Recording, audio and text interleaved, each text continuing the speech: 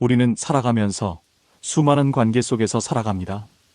가족, 친구, 연인, 직장 동료까지. 어떤 사람은 곁에 있으면 시간이 순식간에 흘러가고 이야기를 나누는 것만으로도 힘이 납니다. 하지만 반대로 어떤 사람은 조금만 함께 있어도 금세 지치고 피곤해집니다. 분명 큰 잘못을 하는 것도 아닌데 이유 없이 마음이 무겁고 관계가 피로해지는 경우가 있죠. 그럴 때 우리는 속으로 이렇게 중얼거리곤 합니다. 저 사람 왜 이렇게 질리지? 사람을 질리게 만드는 특징은 눈에 잘 띄지 않습니다. 그들은 대체로 일상적인 태도를 보이기 때문에 처음에는 크게 불편하지 않습니다.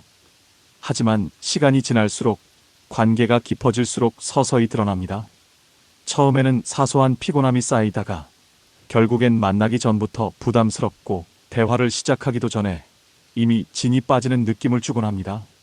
그래서 이런 유형의 사람들은 겉으로는 큰 문제가 없어 보이지만 사실상 주변 사람들의 에너지를 조금씩 소모시키는 존재입니다. 심리학에서는 이런 사람들을 정서적 소모자라고 부릅니다. 이들은 의도적으로 남을 괴롭히려는 게 아닐 수도 있습니다. 하지만 무심코 보이는 행동과 태도가 타인의 정서를 소진시키고 결국 관계 자체를 피곤하게 만듭니다. 한두 번은 괜찮을 수 있습니다. 하지만 반복되면 곁에 있는 사람은 점점 지쳐가고 어느 순간 관계를 유지하기 어렵다는 생각까지 들게 됩니다. 예를 들어 어떤 친구는 늘 만나자마자 자기 이야기를 쏟아냅니다. 처음에는 그에게 힘이 되어주고 싶어 열심히 들어주지만 시간이 갈수록 일방적인 대화에 지쳐버립니다. 또 어떤 동료는 늘 작은 일에도 불평을 늘어놓습니다. 사소한 문제까지 확대 해석하며 하루 종일 부정적인 분위기를 만들어냅니다. 이런 관계는 함께하는 시간을 즐겁게 하기보다 의무적으로 감내해야 하는 일처럼 느껴지게 만듭니다. 결국 우리는 조금씩 거리를 두게 되고 그 과정에서 죄책감까지 느끼게 되죠. 중요한 건 사람을 질리게 만드는 특징은 상대방만의 문제가 아니라 우리 자신에게도 있을 수 있다는 사실입니다.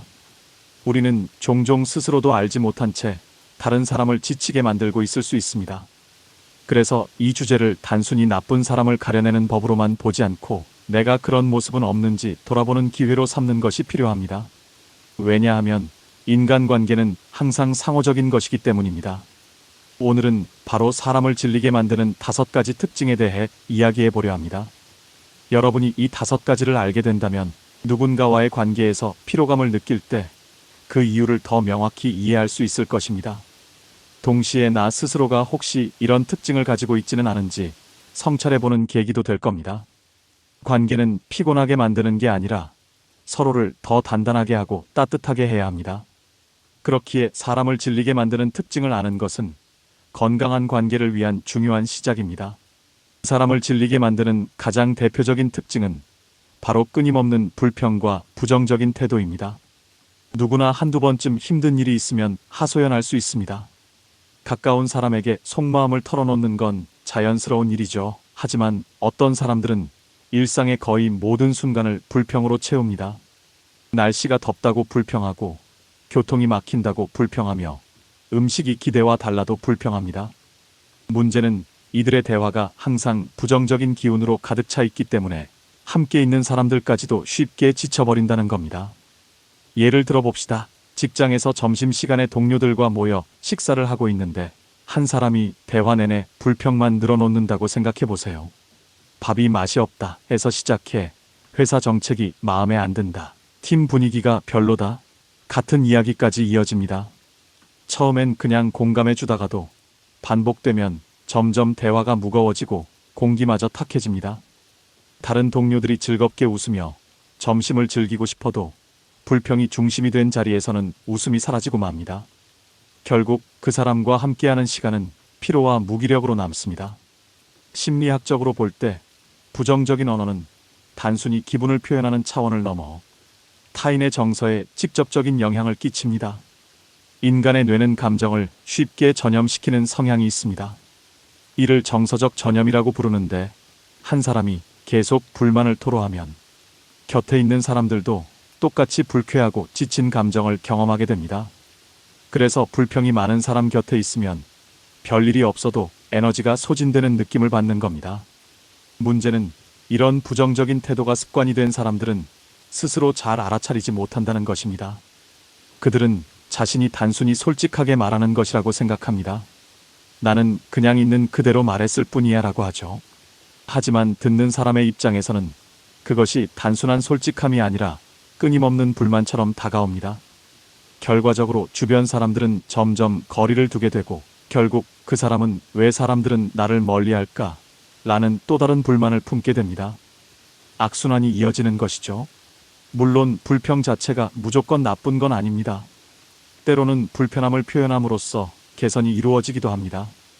하지만 그것이 습관화된 태도가 될 때 문제가 됩니다. 늘 부정적으로만 바라보고 상황에서 좋은 점은 보지 못한 채 나쁜 점만 집요하게 파고드는 태도는 결국 타인에게 질림을 안겨줍니다. 여러분도 혹시 떠오르는 사람이 있지 않으신가요? 늘 만날 때마다 기분이 무거워지고 대화를 나누고 나면 마치 감정이 바닥난 것처럼 피곤했던 사람 말입니다.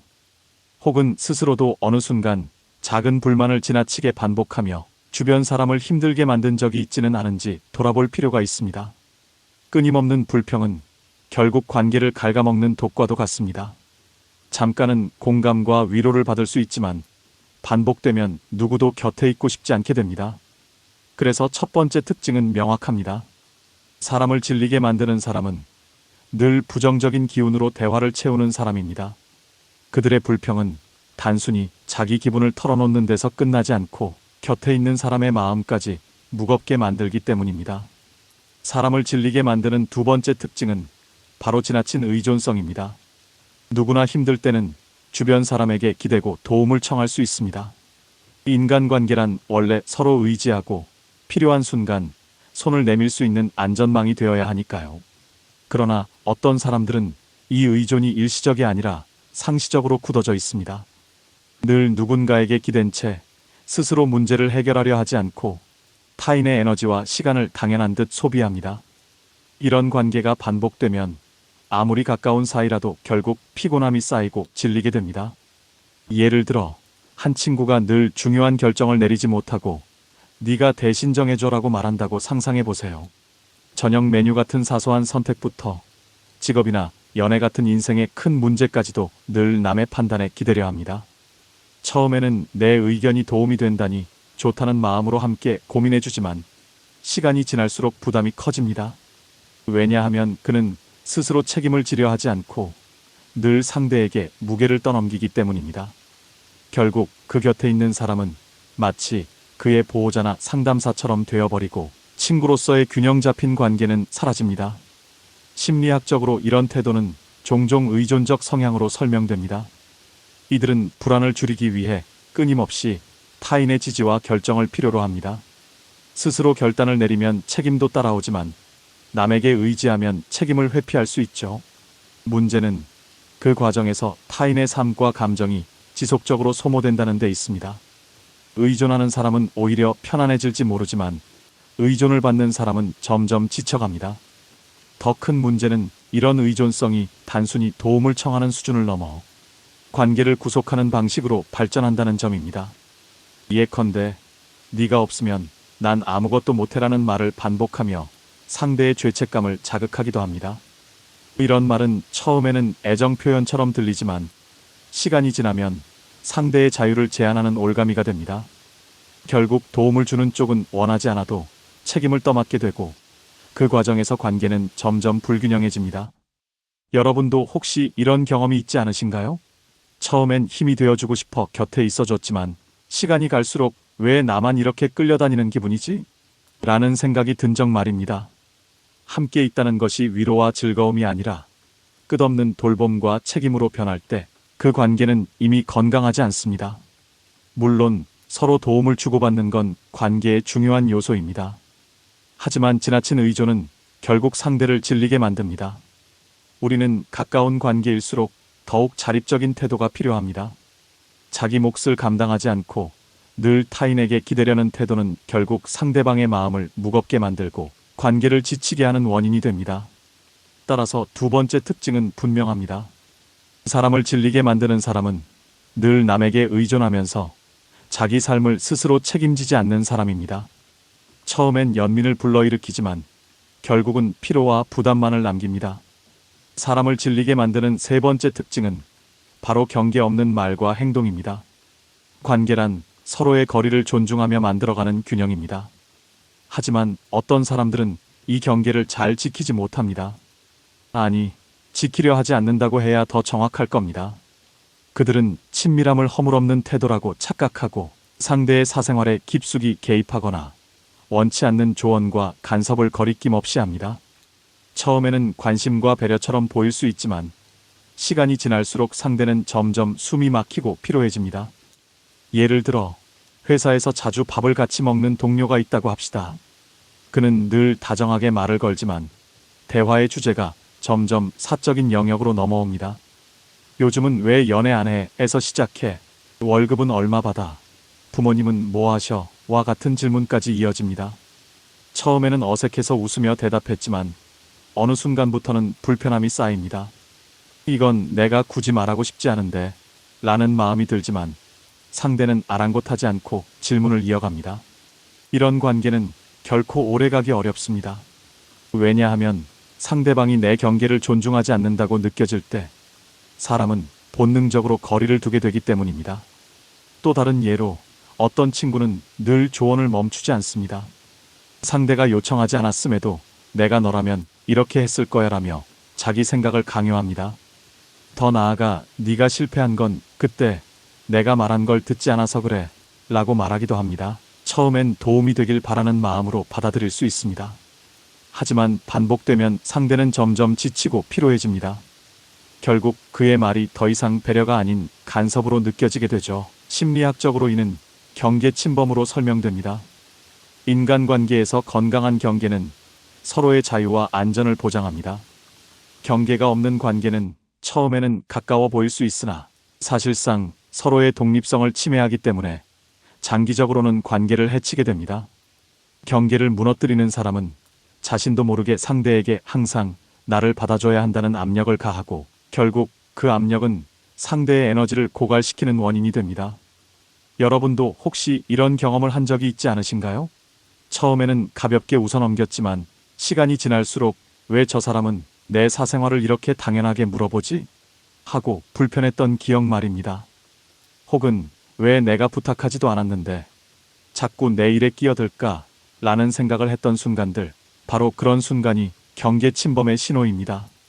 관계에서 가장 중요한 건 서로가 서로의 공간을 존중하는 겁니다. 친밀함은 경계를 허무는 것이 아니라 경계를 존중하는 데서 비롯됩니다. 경계가 무너진 친밀함은 결국 피로와 질림을 낳을 뿐입니다. 따라서 세 번째 특징은 분명합니다. 사람을 질리게 만드는 사람은 상대의 경계를 무시하고 말과 행동에서 선을 넘는 사람입니다. 그들의 지나친 개입은 결국 상대를 숨막히게 만들고 관계를 피곤하게 만듭니다. 사람을 질리게 만드는 네 번째 특징은 바로 끝없이 자기 이야기만 늘어놓는 태도입니다. 대화는 본래 서로 주고받는 흐름 속에서 깊어지고 이해와 공감이 쌓입니다. 하지만 어떤 사람들은 이 균형을 무너뜨립니다. 그들의 대화는 언제나 자신을 중심으로 돌아갑니다. 상대의 말은 대체로 건성으로 듣고 곧바로 자신이 겪은 경험이나 생각으로 이어갑니다. 처음에는 흥미롭게 들을 수도 있습니다. 하지만 시간이 갈수록 그 대화는 피곤한 독백처럼 변하고 듣는 사람은 마치 일방적으로 방송을 청취하는 청중이 되어버립니다. 예를 들어 누군가가 최근에 겪은 힘든 일을 조심스레 털어놓았다고 합시다. 정상적인 대화라면 정말 힘들었겠다라며 공감의 말을 건네야 합니다. 그러나 자기 이야기만 하는 사람은 이렇게 반응합니다. 아, 나도 그런 적 있어. 내가 겪은 건 더 심했어. 그 순간 대화의 초점은 상대의 감정에서 벗어나 다시 자기 이야기로 옮겨갑니다. 결국 상대방은 이해받지 못한 채 더 외로워지고 대화는 공감이 아니라 경쟁으로 바뀝니다. 심리학적으로 이런 태도는 자기중심적 대화 패턴이라고 불립니다. 이런 사람들은 의도적으로 남을 무시하려는 게 아닐 수도 있습니다. 다만 자기 경험을 말해야만 인정받는다고 느끼거나 대화에서 주도권을 쥐려는 무의식적 욕구가 강하기 때문입니다. 문제는 이러한 습관이 반복되면 상대방의 감정을 지치게 만들고 결국 관계의 균형이 무너진다는 점입니다. 더 큰 문제는 이들이 종종 경청하는 척한다는 데 있습니다. 마치 상대의 이야기를 잘 듣고 있다는 듯 고개를 끄덕이지만 사실은 다음에 자기 이야기를 어떻게 이어갈까 생각하고 있는 경우가 많습니다. 그래서 대화가 끝난 후에도 상대방은 내 얘기를 들어줬다는 느낌이 아니라 내 얘기를 흘려들었다는 허무함을 느낍니다. 이 허무함이 반복되면 상대는 점점 거리를 두게 되고 결국 그 사람과의 만남을 피하고 싶어집니다. 여러분도 혹시 이런 경험이 있지 않으신가요? 누군가와 대화했는데 돌아오는 길에 문득 이런 생각이 든 적 말입니다. 분명 대화는 오래 했는데 왜 이렇게 공허하지? 그 이유는 아마도 상대가 내 이야기를 들어주지 않고 자기 얘기만 했기 때문일 겁니다. 대화는 단순히 시간을 보내는 게 아니라 서로의 마음을 연결하는 다리입니다. 그러나 자기 이야기만 늘어놓는 사람은 그 다리를 일방적으로 차지해버립니다. 결국 함께 있는 시간이 길어질수록 피로와 질림이 쌓일 수밖에 없습니다. 따라서 네 번째 특징은 명확합니다. 사람을 질리게 만드는 사람은 끊임없이 자기 이야기만 늘어놓으며 상대의 말에는 귀 기울이지 않는 사람입니다. 대화가 교류가 아니라 독백으로 변할 때 우리는 점점 그 관계에서 벗어나고 싶어집니다. 사람을 질리게 만드는 다섯 번째 특징은 바로 끝없는 인정 욕구입니다.